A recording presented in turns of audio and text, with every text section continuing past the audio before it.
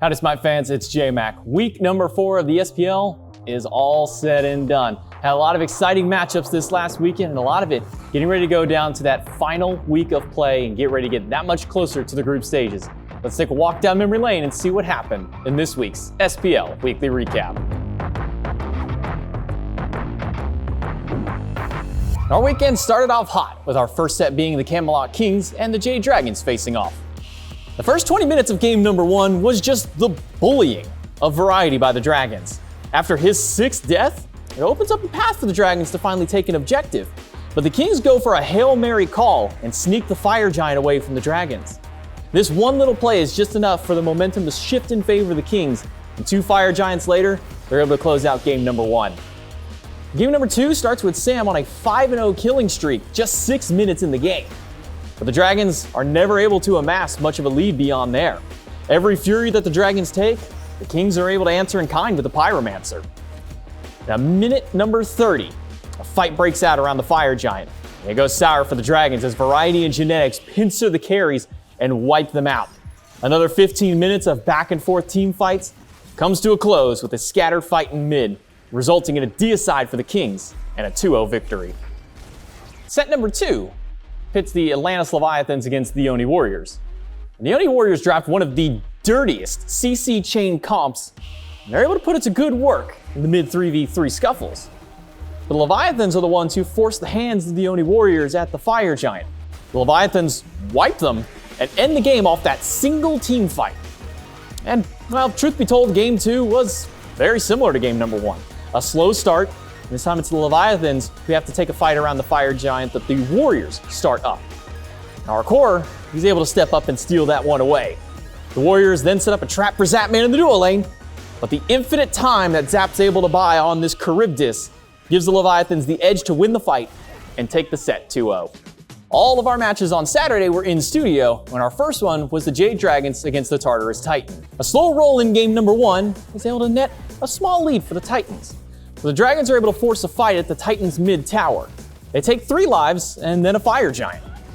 The Titans are able to successfully defend their tier 2 towers, and then they take a Fire Giant of their own. But at that 3rd Fire Giant dance, it's Finoke who springs into the backline of the Titans, while Panda Cat is able to clean up the rest of the Titans' front line and clinch game number 1. The Dragons take game 2 by storm, accruing a 10,000 gold lead over the course of their 30 minutes of skirmishing. But one small fight at the tier 2 sets off the Titans' Cthulhu 2 composition, and Benji and Paul are able to completely shut down every team fight from then on, and they're able to tie up the set for the win in game 2. And game number 3 can be summed up in just 2 words: shields, heals. The Dragons cannot pierce through the massive health bars of the Tartarus Titans, and the tanky front line that they've put together, plus the damage that Cyclone Spin is able to amount, overwhelms the Dragons, and they take the set 2-1 for the Tartarus Titans. Our second set of Saturday and our second in-studio match was the Olympus Bolts and the Solar Scarabs. The Bolts lead game number 1 in kills for the majority of that game, but the Scarabs, they never really fall too far behind. After a lost fight in mid, the Scarabs have to give up their tower, but they're able to sneak a Fire Giant right behind the Bolts' back. The objective gives them the momentum they need to take game number 1. Game number 2, the Bolts, well, they've had enough of this Tsukiyomi solo.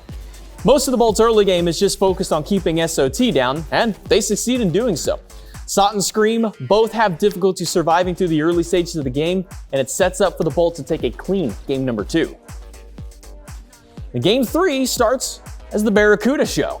Slams home 5 kills before he's shut down. The Scarabs are able to hold firm and keep the Bolts at bay, until one misstep by Baronic at the solo side Phoenix cost him not just his life, but the game. The Bolts are able to close out the 4v4 and take the set 2-1. Sunday rolls in and brings us 2 fresh new sets, and this one's the Oni Warriors and the Valhalla Valkyries is our first one. Game number 1 is just really the Warriors beating down the Valkyries with one of their own gods. Dardiz's consistent Odin transformations combined with Vogt's Rom snipes proved to be way too much for the Valkyries to handle. In game number 2, the Valks bring back a strat that showed some success back in their Scarabs matchup by bringing in this Chang'e mid. With some immense help from Johnny Cirquette, the Valkyries are able to topple the Oni Warriors in game number 2 and extend us to our 3rd game set. But it's game number 3 that the Warriors, they're just done with everything. They take no time tearing apart the defense of the Valkyries, and the Cthulhu 2 wasn't even necessary for them, as just the singular Cthulhu was too much for them to handle. Warriors send the Valkyries packing with a 2-1 victory. And last but certainly not least, we close out our weekend with the Atlantis Leviathans against the Tartarus Titans. Game number 1, the Titans decide to double down on this new composition of theirs, and they don't show any signs of stopping. The Geb Afro Cthulhu just creates way too much space. And with Cyclone left to be the one to clean up the kills, the Titans take no time in taking game number 1. And putting it lightly, game 2 is just slow. First blood for the Leviathans put the Titans on the defensive, and nearly 25 minutes later, we finally get to see our second fight. But even winning that fight isn't quite enough for the Leviathans. The Titans do keep it interesting by stealing a fire giant, but ultimately, they do fall in game number 2. Game number 3 was shaping up to be a very similar pace as game 2. Small, methodical engagements net the Titans a few objectives, and Benji, at the very end of it all, is able to zone out the Leviathans from their Phoenixes and leave just enough room for the Titans to walk right in, take game number 3, and take the set. And there you have it. Week number 4 is done and leaves us only one final week of the SPL for the first half of this phase.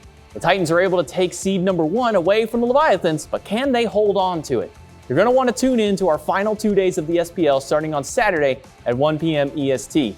But don't worry, if you do miss out, I'll always have you covered here on the SPL Weekly Recap.